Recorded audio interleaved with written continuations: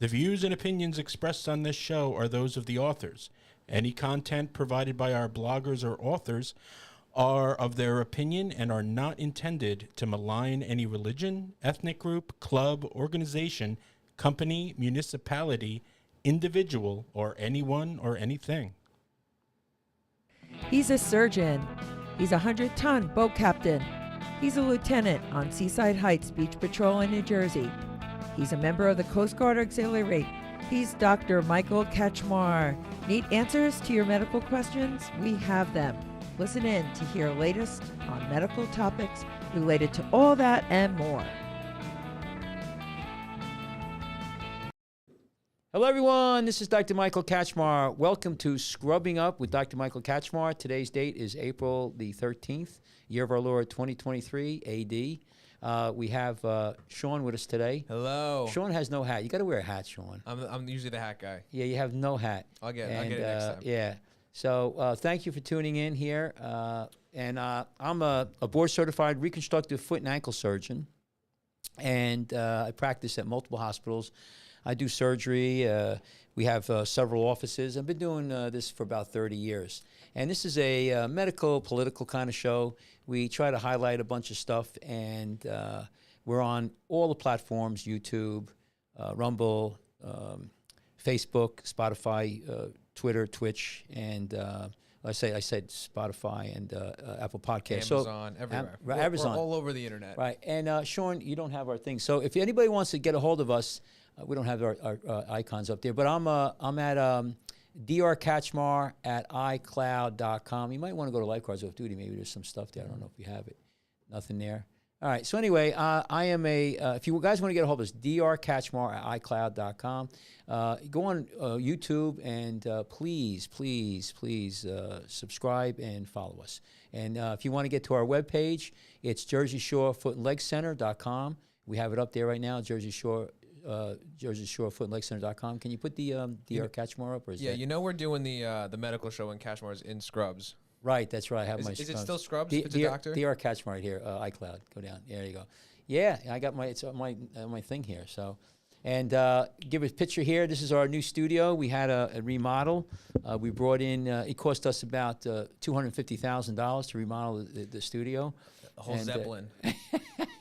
Yes, it's all the fixtures are gold.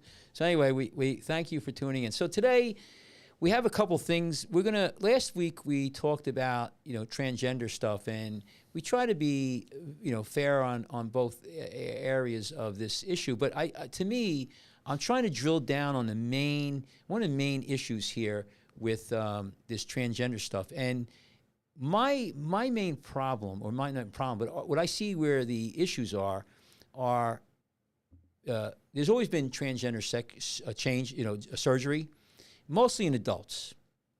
And now there's a push to do children, especially with the puberty blockers, which is actually medical care. I mean, it's not surgery, but and some people argue that it's permanent changing of the body and the development.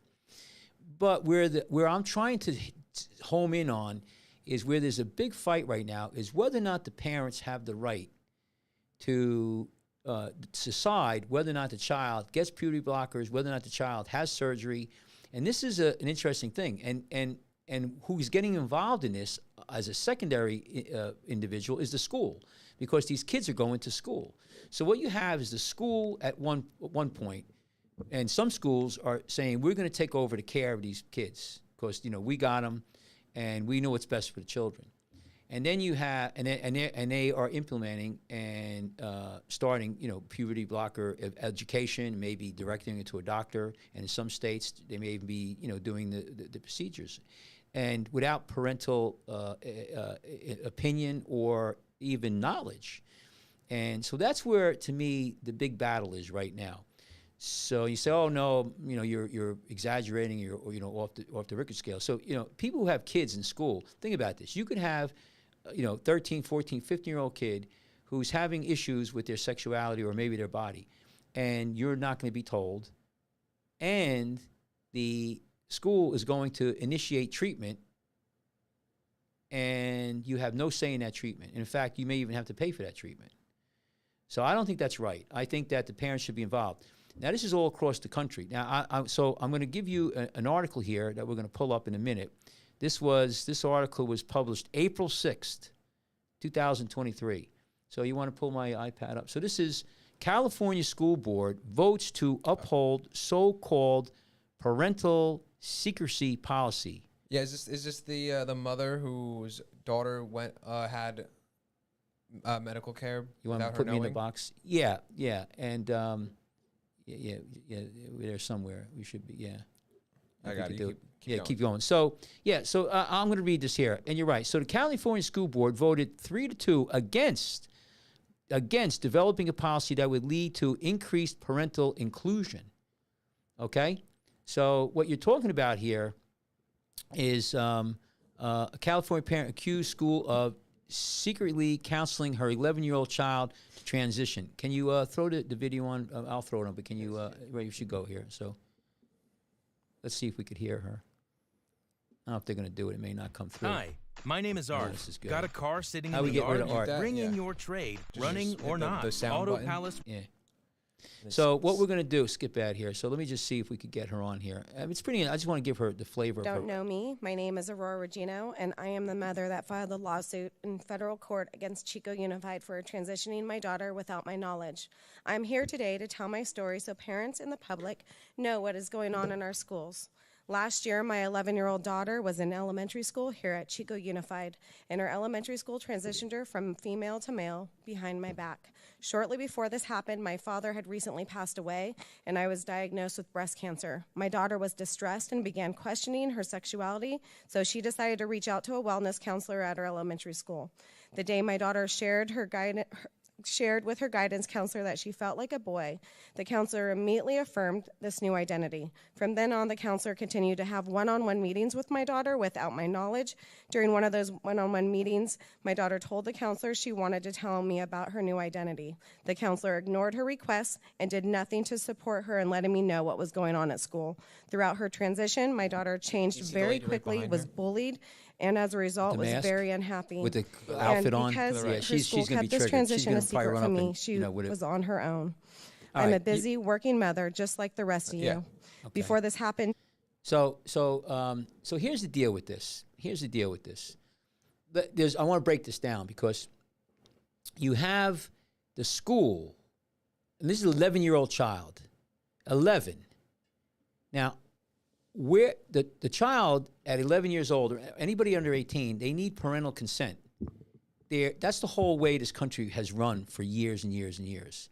You want surgery, your child, an 11-year-old can't sign a contract, can't drive a car.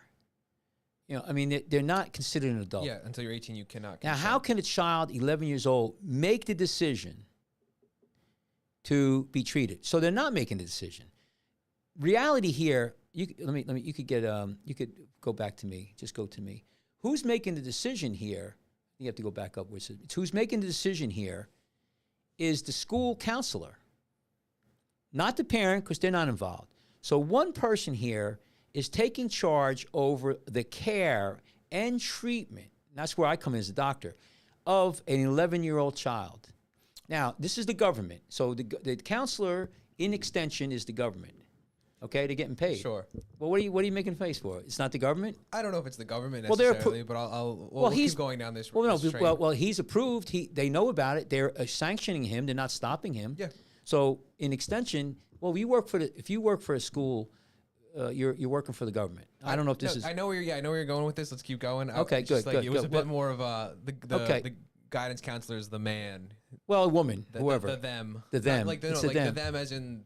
Okay. They're trying to hold us down, not the Well, them my whole transgender. thing here is that actually the school board voted this down. Now think about this. This is another issue here.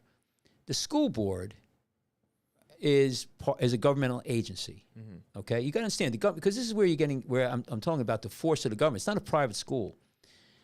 The government.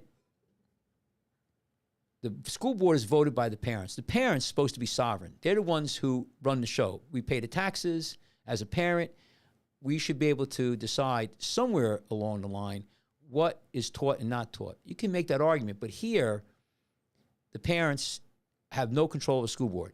Now, I'm going to step back. In New Jersey, there was a similar situation like this up in Fairfield, I think.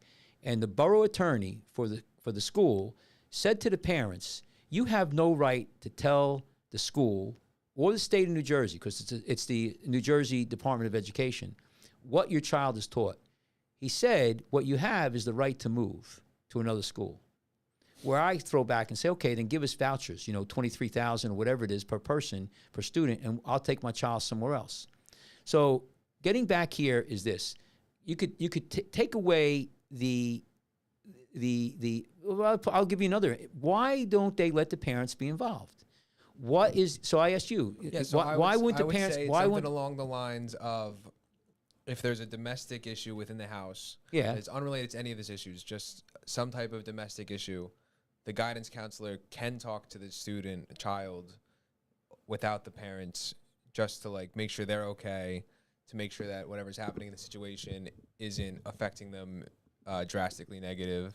but it's not an individual, it's not each individual case. This is a blanket protocol procedure. No parents are informed, period. Where's that? That's what it just said. They're upholding the secrecy. No parent. It's in the policy. They do not have to be told that the kid is being spoken to or canceled. Same thing in New Jersey.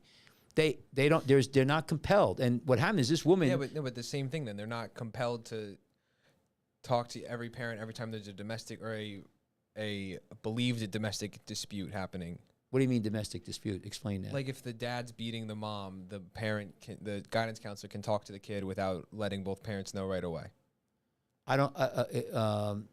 If the child is coming, I would tell you this. If that's the case, then the police should be involved, and the court should be taking that kid maybe out of that house. No, I think that happens. I think that's like step 2, but like step 1, because obviously the mom found out in this situation.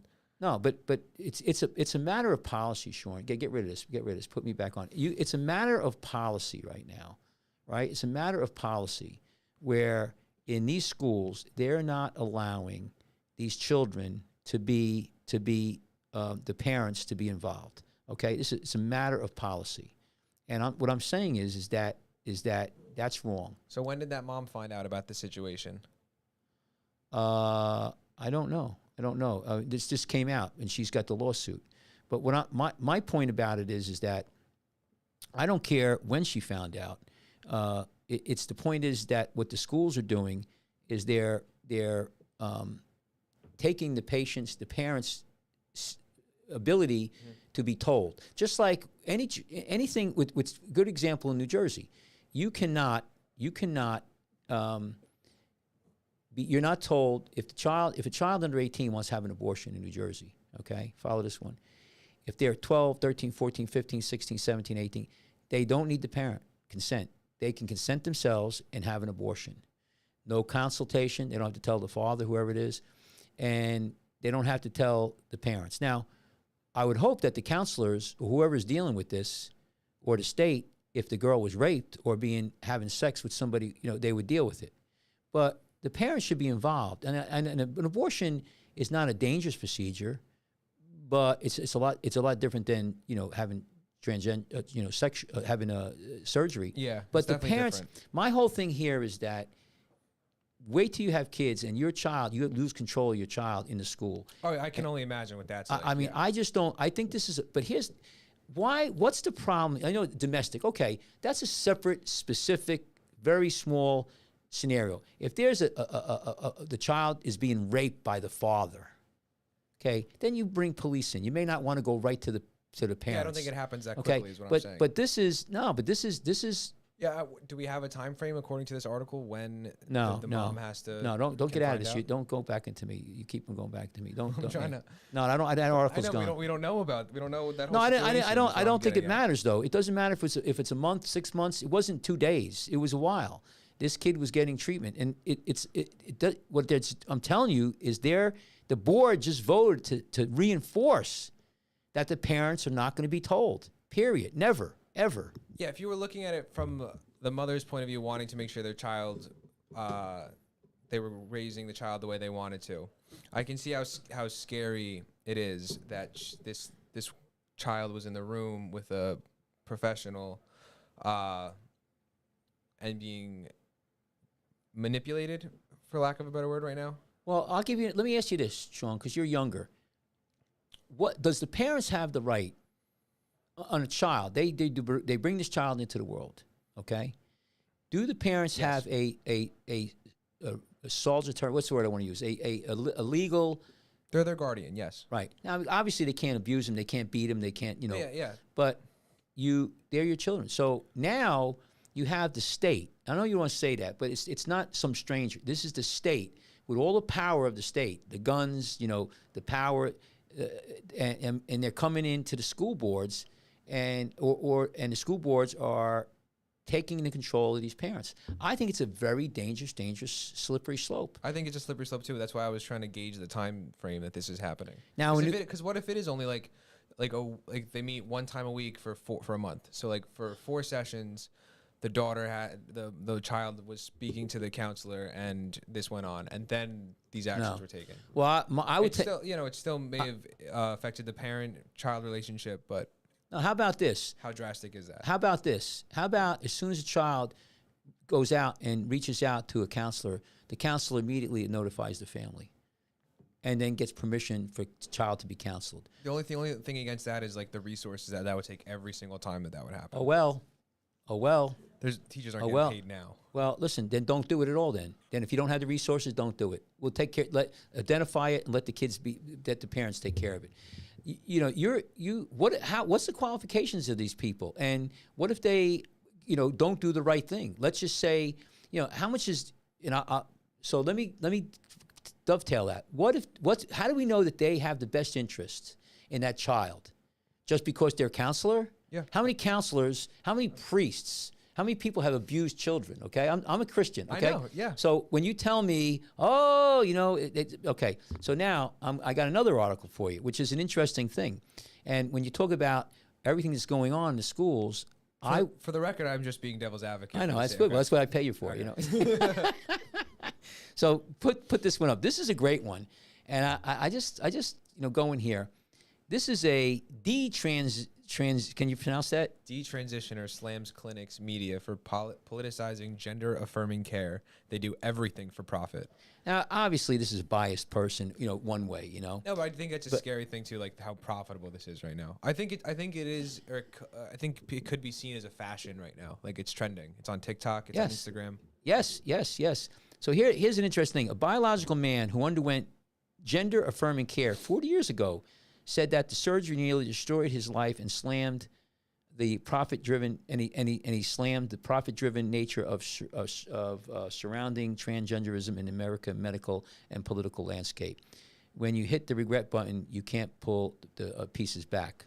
And I think that's interesting because I don't know when he had the surgery done, but this is an individual who was not happy with what happened, and that's a very important thing to understand here. So it says the issue is that if they have a father that passed away or killed in a plane crash or a car accident or a huge mass divorce or an alcoholic mom or a parent that in mental institution or a brother died, you can go down the list, and all these things represent what we call an adverse childhood experience, he said.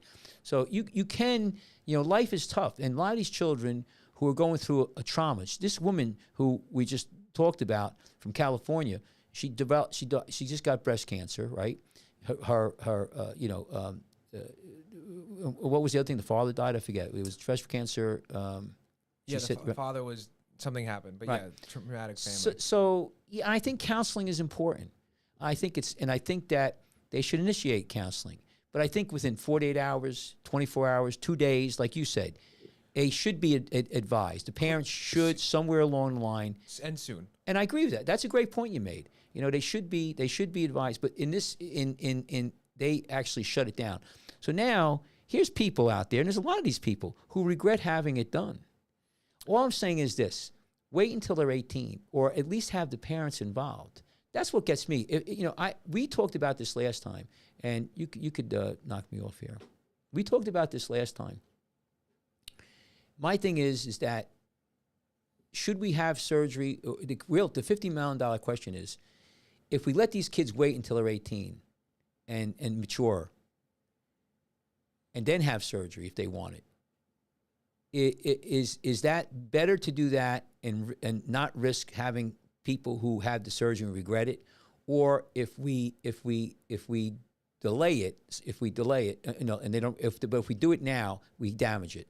But are we saving those kids? So if they have surgery at 16, 17, my point is, if they have surgery at 16, 17, 14, are they going to be better off if they waited until 18? Yeah, I think the inverse is if they were the kids that always wanted to be, no matter what happened, they wanted to transition, whatever percentage of the population that is.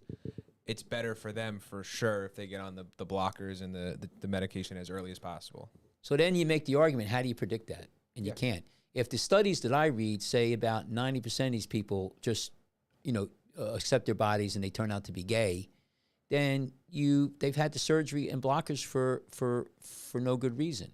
So I don't think we're there yet to identify somebody, at that early age. And I understand the other argument. Well, you need to get that medication and treatment early. I don't know if that's the case. And I think in Europe, they stopped doing it early. And then you bring into the other thing. The parents need to be involved. Is it messy? Yeah. Are the parents train wrecks sometimes? Yeah. But they are responsible for these children. In California, they actually could do the surgery on your child or, treatment, whatever age they are, and then you get a bill. Now, if they're 19, 20, and they consent to it, you get a bill, and the bill will be crossed out what it actually is. And you're responsible to pay for it. In New Jersey, NJ Health, which is the insurance carrier for the state, they pay for this stuff. So I just think it's kind of crazy, And, What do you think that is? Like the people that are accepting that because those black bars, the black bar bills, $400 for this 3-month period, right? Black bar next to the label, like the people that see that letter and think, okay. Well, they know because they were told by the state of New Jersey that. No, but then also I'm just farther down the line that could lead to other things. Like those people with that mindset where the government 100% is looking out for me. These people that I elected and voted for or were put into office in positions of power. Yes, they all want the best for me. Say that again. So what do you think that mentality comes from, or is where people see these things the government is doing and just blindly accept them? It's like people that just what is it, like an ostrich, just head into the dirt? Oh yeah. It's strange. Because it's now transgender, but it could be something else farther down the line. We're doing experiments to make super soldiers, so we're gonna have your child take this medication, and they're gonna have super muscles. Right. You make a good point. I was reading or listening to Jordan Peterson, and he was talking about how you have I don't want to say mass hysteria, but the human population will go through these trends, these, like you said, phase or fads, the bell bottoms, the piercings, tattoos. Did you have a pair of bell bottoms? Yeah, but you know what I'm saying? Yeah, long hair, Did you have a pair of bell bottoms? Probably back in the day, And, I remember when I was doing my training, there was a lot of people dying they were starving themselves to death, right? Back in the 80s, anorexia nervosa, bulimia. I've treated patients. Postal was trending at one point. What's that? Going postal. Yeah, people killing. And he's saying that this is what's going on now. This transgender thing is kind of burning through. And how many people? I was at, and you talk about regret. I was at the store checking out, and it was funny. I was in line with Ava, and she was telling everybody it's her birthday. And the guy who was checking us out, he said it was his birthday. Now, the guy had piercings all over the place, in his tongue, his nose, his head. I mean, he goes, I'm 40 years old, and I could see he was the generation of piercings. Now, he still wears them, so I get, but a lot of people who went down that road, and the other thing, remember the ear piercings where the ears are gauges? Yeah, you don't see that anymore. I mean, that kind of died out, Except for the people that went too big and can't go back now. Well, they have to have their ear, they have, and they're spending thousands of dollars for plastic surgery. All I'm saying is this, and I'll end with the transgender stuff. I think that the parents should be involved. It should be a hard stop. I think these parents should outvote the school boards, and the government should not, the FBI supposedly was going in there and giving them a hard time. But this girl, she's going to sue now. And that's what it takes. The process is going to work. She's going to sue the school board. Maybe she's going to get $10 million. And then another parent sues, And then they may change that policy, because what's going to happen is the insurancer is going to go to the school and the school board and say, listen, we're not going to cover you guys anymore. You get sued again, you're on your own, or you change your policy. And I tell you, that has more power than anything else. So even though I don't like the lawyers suing, they do set policy. And our system works slow, but it does work. And this is going to, rush out. All I'm saying is that I think we should calm down a little bit. We should treat these children. They are definitely having issues. We shouldn't make fun of them. There shouldn't be any bullying. We talked about bullying, but this is a bad omen to throw these parents out. That's So so next thing I want to talk about, don't go to pad yet, is in a lot of the cities, Philadelphia, St. Louis, Chicago. It's interesting. They're all Democratic, cities, but they're not enforcing. And you're going to laugh when I say this, but they're not enforcing. And you're going to say why? Not enforcing any of the motor vehicle infractions, speeding, dragging. Before you go, what is a major city that's not Democratic? Good question. At this point, I don't even know. DC? No, I don't. maybe DC. That's a good question. I mean, a major city. Houston. It's funny. I was talking to somebody in South Carolina. There's like not really big cities in South Carolina. No, Charleston's very small. Yeah. Charleston's a very small city. And if you look at like Washington State right now, that there's like one section that runs the Oregon and Portland, yeah, right yeah, next to each other, and like they're getting like draconian the gun laws right now, and that's why New Jersey's a little interesting. New Jersey, I think, is kind of in the middle because we actually have a equal amount of people in the city, equal amount in the suburbs who are more conservative. Yeah, So I don't stand for any New Jersey slander. It's the no, best no, state. no. So what they're doing is, I want to make a point here. So they're not. One of the things that they're doing in these cities, and I'm not going to make the point whether or not it's good or bad, but they're not enforcing a lot of the laws. So you could speed in the city. You're not going to get a speeding ticket. You could park wherever you want. You could do wheelies with your motorcycle. You could drag race. You could go through red lights, green lights, blue light, stop signs. No tickets are going to be given. Also, a lot of the stuff that's in New York, especially, the criticism with this guy Bragg is that he's taken a lot of felonies and downgrading them. The whole idea is that it's been an injustice, I guess, to a lot of minorities, and we're not going to incarcerate all these people. So what do? You're dumbing down the law, and you say, okay, kumbaya. But I want to throw you. Here's a prosecuting officer. So go to the board right here. This is interesting. I pulled this article up.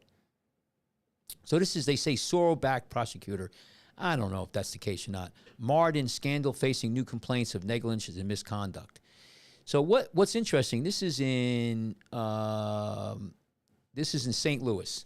This is a prosecutor there who's facing an effort by Missouri Attorney General to compel her to resign for allegations of neglecting her duty, and it goes on and on and on. But what I want to make a point is that it's an interesting case. Now here's the case. Why? And this is happening all over the place. The kid on our right-hand side is 20-something-year-old kid driving a car, speeding, and he has all kinds of records. We could look at his rap sheet here. Hits the girl on the left. She's walking. She's in St. Louis. I think she just graduated from high school. She's very pretty. Has a degree. She was given a scholarship, I think, to play volleyball. She lost both legs. Wow. Both legs. Now, he got really heavy-duty charges, and she's downgrading him. And so here it is here. Wednesday, prosecutor dismissed and refiled charges against two men accusing, this is another one, killing the father. But this is the one here. So he hit her, and she's downgrading the charges. So that's one. But here's the thing. They're not, they're not following the infringements. Mayor Giuliani had this. It was called the broken window scenario. They'd lock you up for the broken window because the guy who broke the window, right, next he's the one who's murdering. It goes that way. They do, so you get these people in the beginning. Mm-hmm. And so now you're letting these people get away with all these driving infractions. You say, what's the big deal? And now this kid's speeding around like a nut and hits the girl. It's pretty sad. I want to see here where so here was Alex. He was held without bond in jail since January, initially charged with 2 counts of this is a different one, But anyway, so that was a terrible thing. Then there was another one here where an individual killed. Here's one here where 2 men accused of killing father and 7-year-old daughter, likely pushing back the trial by months, and they're downgrading. So the whole thing is they're downgrading all of these injuries, these murders, and it's crazy. And they started with the motor vehicle stuff, and it's just going, it's cascading, and there's no accountability.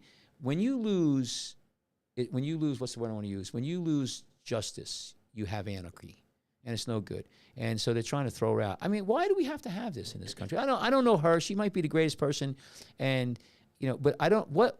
Let me ask you this, Sean. You go back to me. What in your mind? You're a young guy. In your mind, why all these states doing this? Like, is it because of slavery and they won't? The black people were marginalized, and now we want to give them a free ticket, like payback, or let them do what they want to do. I don't think it's a race thing. I think it's well, it looks like it's a lot of a lot of the city. But so what's the urban reason? Environments is just generally more different races living in cities. Okay, so tell me. If I had to guess, being charged with major misdemeanors, infractions, it looks bad on your case as a whole. So if you are trying to improve yourself in the future, and you have these harsher things on your record that can limit you from becoming a better person in the future by having it show up on your criminal record. So if they just dumb them down to little tickets and things, maybe that's the mindset, is people get a slap on the wrist and hopefully change. Yeah. All right. So okay, that's great, and I think that's a good thing. So let's go back Hopefully. to okay. I want to hear your side. Like it's working. So go back to the videotape, as we say. So here, now let's just expand on this, because these have ramifications. Teen who lost legs after being hit by car is learning to do life again while drive remains in custody. So it's a beautiful girl. She reminds me of my niece. Mm-hmm. Looks just like her. You don't know how much it hurts this poor girl. I'm so angry with this. After losing both her legs in a car crash allegedly caused by a speeding driver, a Tennessee volleyball standout faces a long road to recovery. Now listen to this. What's her name? Enderson, 17, was walking to a hotel in downtown St. Louis with her family when she was struck by a vehicle after the driver allegedly ran through a yield sign. Allegedly is just to protect the reporter, for the record. So she's and going here and here and here. So here, this is Daniel Riley, 21, of St. Louis, Missouri, has been charged with multiple counts of assault and one account of operating a vehicle without a valid driver's license, number one. The suspect is accused of being behind the wheel of a 2023, Audi Q5. Where'd he get that from? Look at that guy. Yeah, how'd he pay for that? That allegedly ran through a yield sign and struck the girl, critically injured her. And this was in February. And blah, blah, blah, blah, blah. So he's in detention while he's on trial. And I'm just trying to go here. So, you say, oh, it's just an accident. This is happening all the time, every day. And why? And so here's Riley, who was arrested shortly after the collision, was on house arrest and had a GPS monitoring placement after he was arrested in 2000. Let me read that again. Riley, who was arrested shortly after the collision, was on house arrest and had a GPS monitoring bracelet after he was arrested in 2020 in connection with an armed robbery. Let me repeat that, Sean, so you understand that. This guy who ran her over was arrested shortly after the collision, was on house arrest, whatever that means. Well, he wasn't in the house, and he had a GPS monitoring bracelet on after he was arrested for 2020. Right in these connection. Dates aren't lining up for me, because it was a 2023 car. 2020. He's got a house arrest. Records obtained by the outlet alleged he violated the terms of his monitoring system on more than 40 occasions. 40. Oh, so he's supposed to. He was did a robbery around 2020, and I guess was driving the car when he hit the. Yes. While he had the bracelet on. Okay. Now, he had the records obtained by the outlet alleged he violated the terms of his monitoring system on more than 40 occasions since July 18, 2022. Now, I can tell you this. If he was in jail the first time, now they're going to keep him in jail. Yeah. Now they're going to keep him in jail. I mean, People Magazine. Not the first time, second time he violated. if I would guarantee this, and I would say to this young girl's family, if this piece of shit, allegedly piece of shit, okay, I'm pissed off. If he was in jail, she would have her legs. Think about your daughter, your wife, no legs. If this happened to my granddaughter, I can tell you right now, I'd be livid. And this guy, I'd be at every court case. I'd be every probation. I would make sure he stays and rots in jail for the rest of his life. This guy didn't give a shit about anything.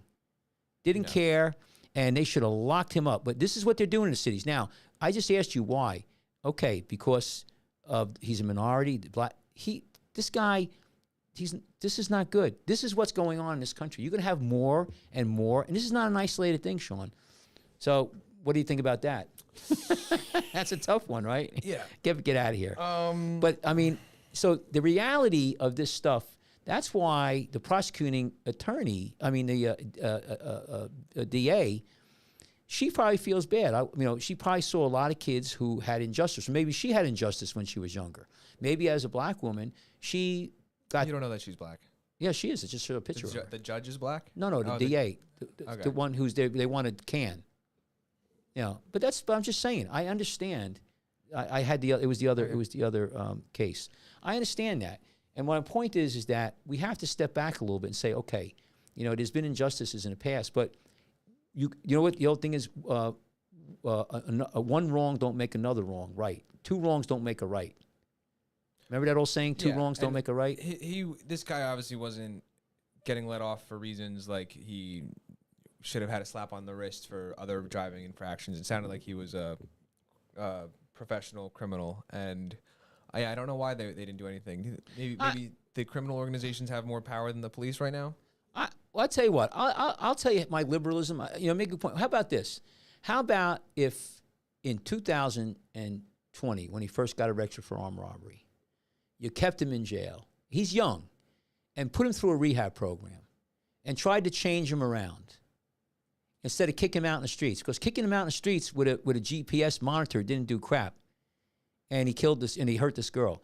Maybe they thought that we should have grabbed a hold of him and put him in intense therapy, got him away from I don't know if he's a drug dealer. I don't know what he does. I don't know how he could afford a $60,000, $70,000 car. But my point is that maybe it would have been better for him, definitely for her, but maybe been better for him if we kept him in some kind of, I don't want to say jail, but some kind of situation where he wasn't allowed out and he had to be rehabilitated, and give the guy a chance. He's young. I'm not like, lock this guy up and throw away the key. Now, I think it's too far gone. I mean, I don't, but maybe even, but see, my point is, I think there's a better way to address this, and that the better way from a doctor's standpoint is the kid's probably troubled. I don't know what he could be terrible. He could have had a terrible background, parents. We're going back to the same thing, I mean, he was driving a 2023 Audi. He also was probably doing pretty well, not changing. So, well, all right. So let's go. We're going. Let's talk to the next thing. I want to talk about. Okay. Well, you put it right there. So, again, this is the thing we've been talking about, fentanyl, and in fentanyl is just so you know, and we can watch this while we're doing it. Fentanyl is a synthetic opioid. Mm-hmm. Okay, it's manufactured mostly in China, and it's coming over the border. Now, people are using this. It's most of your overdose deaths in the United States now, but people aren't using fentanyl.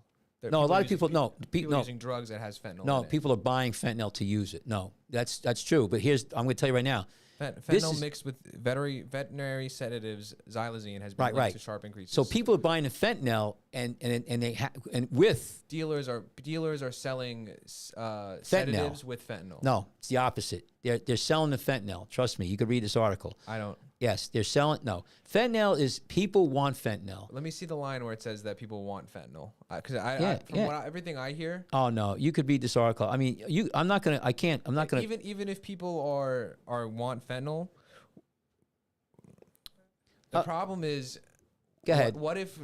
Go ahead. I want to hear this. Yeah. What if like the drugs weren't illegal, so they could be manufactured to a way where people could get them. Stop for a second. I understand. We'll go down that road in a minute. That's your Elon Musk who's talking about that.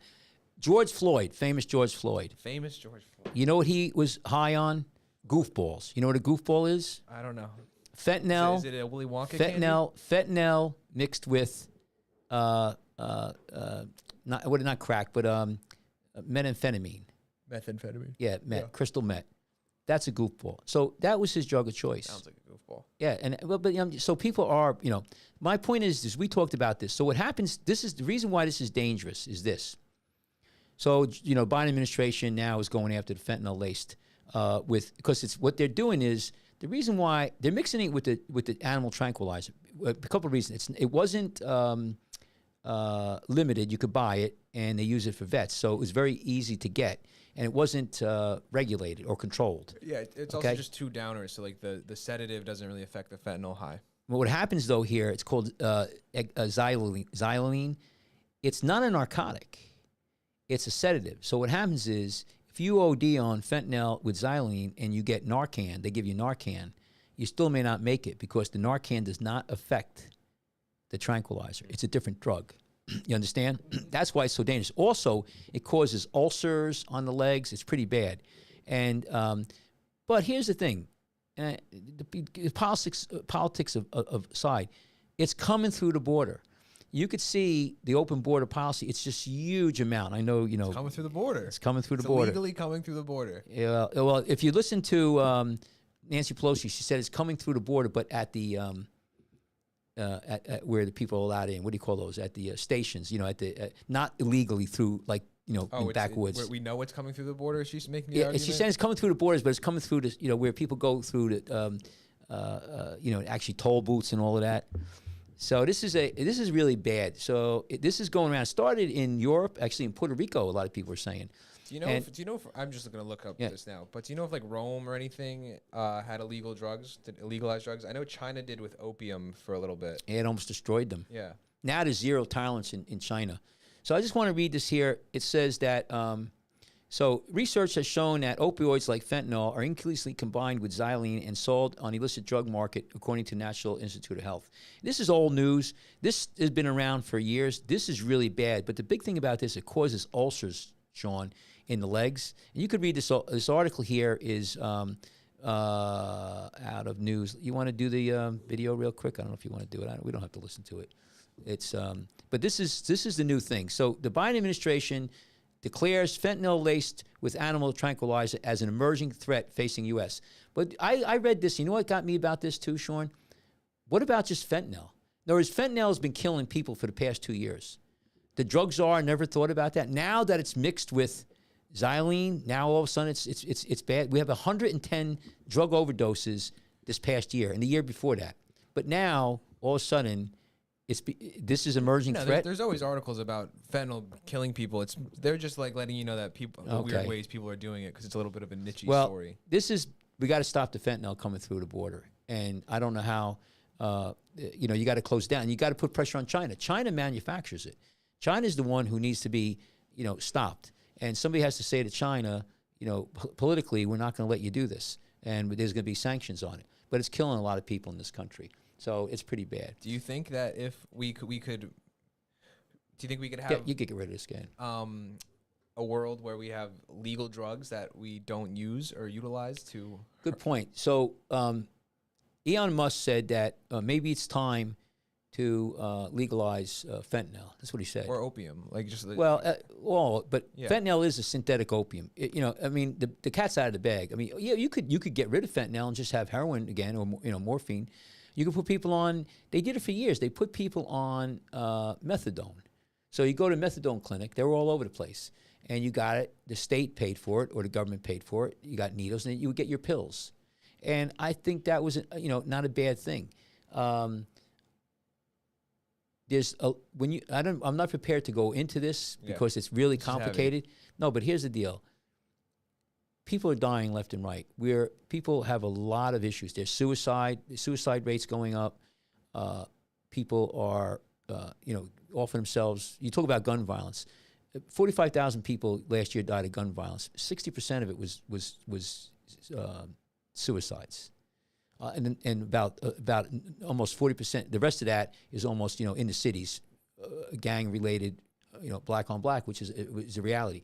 Actually, the school shootings are minimal. I have a friend who lived in the city, and he gets pissed off. Listen to this. This is another perspective. He gets pissed off every time, he says, there's a white guy shooting up white people, but every day in the cities, poor little kids are getting killed, and you don't hear about it, or nobody says shit about it. And I tell you what, he makes a good point. We should be really going after the cities and trying to stop it. I mean, one of the things you could do right now is stop and frisk everybody, take the guns away. But that's not politically. Yeah, but also like, what future would that hold? Just the government allowing to just pull people aside and search them down. Stop a lot of people from killing each other. It would, but also just like an infringement on rights and daily activity. All right, well there we go. So we're back to that. So, Yeah. but kids, but The pursuit of happiness argument comes full circle in so many. Absolutely, absolutely. You have the right to kill yourself. You don't have the right to kill anybody else, but you do have the right to kill yourself, I guess. And you also have the right to think that you're a man, if you're a woman. So Yeah. It's America. It's America. I have the right.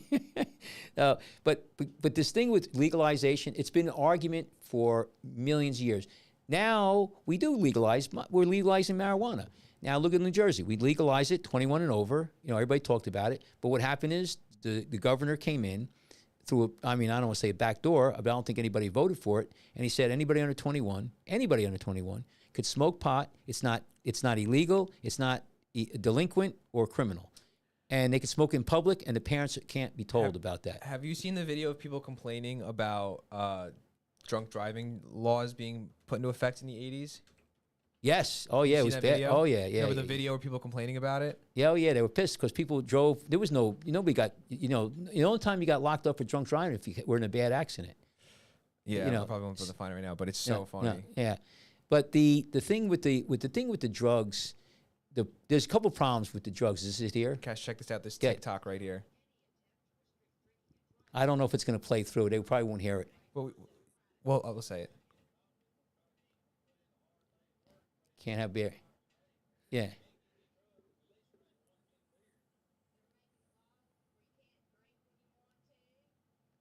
Yeah, nobody's going to hear this because, But what it is, so people know, it's people a bit railing against the booze.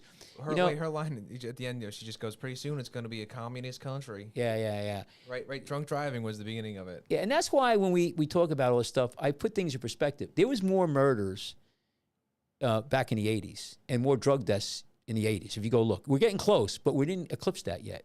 So I would step back. And a lot of more deaths were back in the 80s, 70s, and 80s was bombs. People were using bombs all over the place, blowing up everything. That's my argument. When people talk about taking away the Second Amendment, and with the amount of information available today, you don't think bombs would just start revving back up? Listen, you could get that. Away? I watched those shows. What is that? What's that dynamite? That's the explosive. That C4 or whatever. Yeah. No, but you can make bombs out of cow manure. Like you can with the internet, people will just make bombs to hurt people. I think though that like New York City right now. I know the crime rate's going up, but back in the day, there was like 2,000 murders a year. I don't think it's anywhere close to that right now. Maybe 600, maybe 1,000. I don't even know. But I'm just telling you, it's not. So we have to put things in perspective. You're absolutely right. And we have to always look at the history. But getting back with the drugs, the problem with a lot of drugs today, Sean, is that there's a very low margin of error. In other words, you could, back in the day, the pot back in the day when I was a young kid was 1-2% THC. Today it's 30-40%. Yeah, it's too strong. It's knocking the shit out of you, strong, yeah. right? I mean, you had heroin that was mixed with baking soda. You're lucky if you got a friggin' buzz for 2 minutes, and the stuff was a lot mellow. There was people who died of heroin overdoses, but it was usually, a bad deal. Like they took too much, but every once in a while, somebody died of alcohol. Mostly it was car accidents. But this is something new. That where it really started was the Percocets. People started ODing on Percocets, which was, a lot of that was the doctors prescribing too much of that. But today now, this fentanyl and these other drugs, they're so powerful. And you look at the cities where these people they're hunched over. I'm surprised you haven't talked about the Adderall or the amphetamine shortage right now. Have you heard about that? Mm-hmm. That could be like next week. There's actually a lot of cancer drugs that are short. What happened in this country, and I'll just touch upon that real quick, is that a lot of drugs are made in India. There's actually a bad thing going on in the United States right now with eye drops. It came from India. A lot of people are blind. So a lot of people died. Not a lot of people, but it's the eye drops for dry eye, and it was made in India. The quality control in India is not like it is in the United States, and everything we get, a lot of stuff we get in this country is made in China or India or somewhere else. Yeah. And they don't have the same standards. I mean, hopefully you would think they do. And well, I ask you this. We'll talk about this. I did a great study not too long ago, and I looked at the individuals, the entity in the United States that's supposed to randomly test the drugs that come from India. Now, we know that there's a plant in New Jersey or Puerto Rico that's making drugs, whatever it is, blood pressure, antibiotics, and it's pretty monitored because it's part of the United States. But the stuff that comes over India, they're supposed to send people over there, check out the places, and then they're supposed to check it coming over here. I ain't being done. It ain't being done. These eye drops should never gotten through. And people are blind now, losing their eyeballs, all kinds of stuff. There's shortages, too, because the companies here, they're getting sued left and right if there's a problem with a medication. And they're like, it ain't worth it. So, or they hire it out. It's cheaper in India or China to get the stuff. And you start to worry about quality control. I could tell you, like with boats, with stainless steel from China, it starts rusting, pitting in about 2 years. It's low quality. So it's an issue. And you say, no, trust me, that's another whole thing. I mean, I don't know what to tell you on that one. That's a tough one. And I don't know where we're going to go with that. But we could make. I got one more thing here I wanted to talk about. Let me just see. Trying to look here. I can't. My eyes are going. So you never got onto, like, do you think we have a shot if we just legalize drugs? I don't think that's the answer. You don't think so? I think they've tried it in different countries. They pulled back a little bit. Oh, I think I was going to say that. So we legalized it in New Jersey and in Colorado. Go look at the stats of Colorado. The cardiac disease, the mental illness, smoking it, you're getting more cancer. It's definitely causing cardiovascular disease. And also what it does to pregnant women with their child coming out and the mental issues with kids. I would just direct people to go to CDC, the CDC, which is, follow the science. Remember all of that, the CDC? You want me to go to Fauci right now? And go to Fauci and ask him. Well, I would go to CDC and see what they have in their literature about, I'm not saying do it right now, I'm telling people, and see what they say about marijuana, how it affects your mental acuity in young children, developmental young children, their brains, how it affects the cardiovascular situation, how it's harder to give you anesthesia in the hospital, increase infections, decrease bone healing. The same shit that happened with cigarettes is happening here. And it's also, and then you got the mental issue. Cigarettes give you a high and it calms you down. But, the THC is a powerful drug. And now you're talking 30, 40%. You got about 4,000 babies brought to the ERs every year now, or last year, for ODing on eating edibles, a gummy, gummies inadvertently. You got people who are OD'd on gummies. They don't die, but they brought to the hospital because the wife or husband can't get them fired up, get them woken. And I understand with the fentanyl. There's a lot of people who do cocaine. They think they're getting cocaine, and it's tainted or mixed in with fentanyl. Because what happens is the people don't want fentanyl; they want cocaine. They've used cocaine. They feel safe with cocaine. They know how to handle cocaine. But the dealer could get fentanyl cheaper, so they cut it. They cut the cocaine because cocaine's more expensive, harder to get. Fentanyl is so easy, and they cut it. The problem is that it's not exact science, and if they put too much in there, good night, Irene, and you're done. But this is different though. People are actually. These are hardcore people. They want the fentanyl. They, and there are people now that do want fentanyl, which is crazy. Yeah, it is real crazy. I've seen like pictures of just like the amount of fentanyl that can kill you. It's like dustings. It's like just a glaze, like a not even a teaspoon. I tell you what's really interesting. One day we should bring it up. I could show you what is it arsenic? You know, they used to, the Nazis had like a little capsule. Yeah, the teeth thing. Yeah, I mean, it's a tiny little thing. It kills you. Like, I mean, it basically paralyzes you instantaneously. You just stop breathing. You can't, you know. There's a good scene in one of the new James Bonds with arsenic, where the guy kills himself or tries to kill himself with it. Yeah. It works, man. You don't need much. So the last thing, don't put the thing on yet. So one last thing I want to talk about, and this is, you know, abortion. People go crazy over abortion, and my record is very consistent. You know, I think abortion is a necessary evil. I don't think we should, you know, completely get rid of abortion. And I understand women's rights. I think, you know, 15 weeks is plenty. If you're having sex, you know, you should be checking yourself. If after 15 weeks, I think, you know, we have to have a line somewhere. That's my opinion.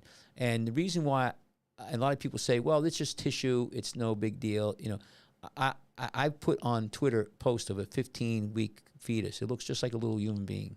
I mean, it does. And whether or not it has feelings. But here's the thing. We're all about, you know, transgender. Everybody has right to live. We're all about their human rights. There's nobody talking on the other side, the pro-abortion, about the fetus's rights. I mean, when does that turn into a human being? That's the big question. When? Yeah, I'm surprised you haven't tried to tie in the kids get to choose their gender. When do abortions get to choose to live? That's another whole thing. But when? But you don't think they're a similar thing? What's that? Say it again. A child gets to choose its gender, but when does a fetus get to choose whether or not it gets to live? Good question. Right, okay. But like two sides of the same coin. You know, when I treat a patient as a doctor, a girl comes in, she's pregnant, right, and she has an ankle sprain or a fracture, whatever. I'm treating two people. In my mind, I'm treating two people. God forbid I give her medication or do something that hurts that baby. You know, they're going to sue me, and rightfully so. And, you know, because I did something. And the parents, I mean, they'll eviscerate me. They'll hang me, shoot me, you know. So there are, you know, at that situation, that baby is a baby. I never heard a mom come in and go, oh, yeah, I have a fetus inside me.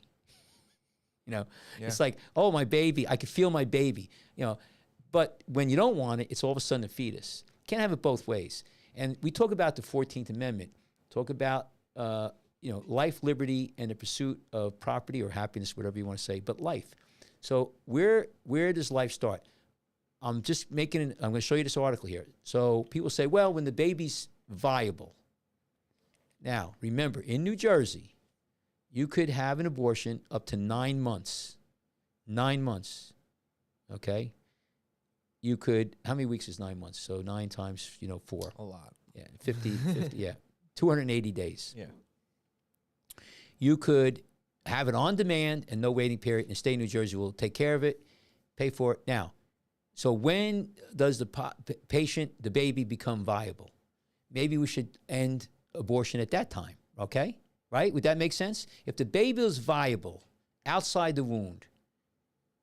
Wait, what does it mean, though? Like without a... Well, no, let's just say support, but still. I mean, I don't care how much support. They live. They can live. I mean, you can't just drop them on the ground. Yeah, but you know, in the hospital, it's still... subjective semantic to... No, but they're viable. I mean, they're viable. If whatever technology we have, if we can make that baby... But tech's going to keep getting better. Right, so it's going to get younger and younger. But so go to the, as we say, go to the videotape here. So here is an interesting, this is what do they say, inconvenient fact, inconvenient to the people who are, you know, looking at abortion. Record-breaking twins born 4 months early define odds. God was in control. So here it is. I can't pronounce those names. Can you pronounce them? Shakina Rajendram and Kevin Nadahara were in complete shock after she went into premature labor at just 21 weeks. Let me repeat that, 21 weeks. In March of last year, and doctors said there was nothing that could be done to save their twins. And this is Toronto-based. Anyway, they did.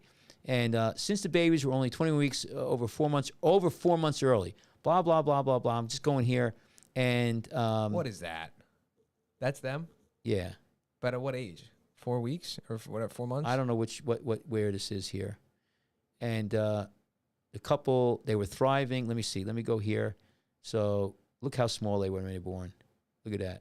Jesus. Now that's 22 weeks. People abort babies at 22 weeks, you know. That's a 22-week-old baby, 21-year-old. So they made it. They made it, and they're living. Okay, here's the article. There they are, and here they are right there. Those helmets on. Yeah, their heads are soft, you know. Yeah. And look at that. They're holding each other because that's so cute. Now, look at this. There they are, born together, friends forever. Now they may have medical issues. You may say that. They may not. They may, look at what's his name. Well, he had a progressive disease, Hawkins, but he's in a wheelchair. What did he do for society? Again, we have this debate. And I see people get up there and you're a man, you don't talk about my body. I'm concerned about children here. I mean, these kids, this is an inconvenience truth, an inconvenience fact. So when you're aborting, 21, maybe we shouldn't be doing 21. Again, 15. Florida is talking about 15. Maybe, so you're looking at, I don't know when, but I think we really need to be looking at this. And these kids, they made it, and they were 21 weeks. Now, is that rare? Cash, you got 3 likes on this Jersey Shore Foot and Leg Center website. Oh, yeah? Yeah, we'll get there. So anyway, I just wanted to throw that out. I think we should really be thinking about, if we talk about human rights, think about this, Sean. You could shut that down. Think about 200 years from now. You think we'll be sitting around talking about how we used to kill each other? Everywhere. No, we're going to have oil for blood and like mother shit. Yeah, I had somebody was talking about guns. I'm like, I tell you what, I'll make a deal. How about we get rid of all guns? Police, every person in the United States, and for that, get rid of all their guns. Police get rid of all their guns. FBI, CIA, nobody have guns. The only ones who have guns are the military, and there's a law, they can only use it against non-American, or how long do we think that'll last? I don't know. I don't think that's not how this country was started to. Well, maybe not how human beings act either. It's tough, but I think that we have to really look at the bigger picture. Like you said, things go around, and what we're looking at is different kind of life and what we consider important. I think that abortion is very convenient, and I understand. Listen, there's rape, there's incest, there's you're 13, 14 years old, and I understand abortion. So okay, but how about if you're going to have sex, let's have it early. I don't know how many abortions are done real early and how many are done real late. But the other thing, too, is that the other interesting thing about abortions now is that a lot of it, I think half of it, is pills. But that's a rough way to go, because what happens is you take the pill and you have a medical abortion, and the fetus has to come out. And it could be rough. And sometimes it doesn't come out, and you have to have then it removed surgically. So, and it could be dangerous for the girl. Anyway, I think that, things we talked about, I just want to cycle back, and we'll end it here, is with the parents. And we talked about our founding fathers. And the word sovereignty, you know what that means, sovereignty? Able to act for yourself, something along those lines. Well, the founding fathers, we're citizens of the United States. We're not slaves. We're not subjects. We're not... subjects, we're citizens. And citizens, if you look at the definition and read books written about it, it's a unique scenario. And just like they had citizens, you're a citizen of Rome or citizen of Greece. And when you're a citizen, you have sovereignty, which means everything flows from you. Think about this concept. The government, we give power, we loan it to the government. We loan it to the police, we loan it to the school board, but we have the power. That's how the Constitution, how this was made. Now, is that the case anymore? I don't think so. I think it's done. I don't think we're there anymore. But this thing about sovereignty and the concept of school boards, where we talked about initially, which was my main focus today, we lost our sovereignty. The parents lost sovereignty. The children are unable to make decisions, and they're being counseled, and the books they're reading and what they're being taught is out of the sovereignty of the parents. It's a very dangerous road to go down, I think, because you start there and it expands, and it's getting expansive. So, I don't want to have the thing where we have like in China, where the government runs everything. And like you're talking about mind control and in your opinion, It's the future. So what do you think? Are you concerned about losing sovereignty? And we'll close it at this. What do you think? Yeah, I think we're all going to be robots soon. So You think it's going to Why be? not? Well, you think it's going to be all like what? We're gonna have like a chip on our brain, and we're gonna be able to use the internet whenever we want and do all of this stuff. Online, Yeah. and we'll all be happy. And who's going? It's going there quicker than any of these problems. Right? matter Who's at going to this collect point. garbage and like who's going to Oh, we're fix- not gonna have garbage. We're just gonna download ourselves into the computer. We're not gonna have any more kids. It's just gonna. We'll turn into big blobs. Yeah, we're gonna just one cyber Di- mass. You know what? You know what's neat? I love Star Trek, the original Star Trek, and there's one where they go to a planet and everything's gone except there's like 4 or 5 brains in a jar, and these people run everything. It's a giant power plant. Yeah. And they got so smart, and it was interesting because Kirk goes, well, what happened? You guys have a nuclear war? He goes, no, we got past that. What happened was we got so smart, so sophisticated that we could just will, and anything could happen. And we destroyed each other, and there was only like 5 brains left, they were in these jars, and We just got along. no, they didn't get along. They Well, were, the last 5 got along. and then It's better this way. they killed each other at the end. So nice. yeah, they were done. Anyway, listen, thank you everyone for listening to us. I'm Dr. Michael Kachmar. Can you put up our what do you call it? Jersey Shore Foot and Leg. So this is our webpage. If you want to go to it, JerseyShoreFootandLegCenter.com. Sean, can you put up the email address? The other thing, if you guys want to get a hold of us, it's drkachmar@icloud.com. And we'll be here next week. Usually we do these on Friday. And anything else you want to say, Sean? No, everyone subscribe, turn on notifications.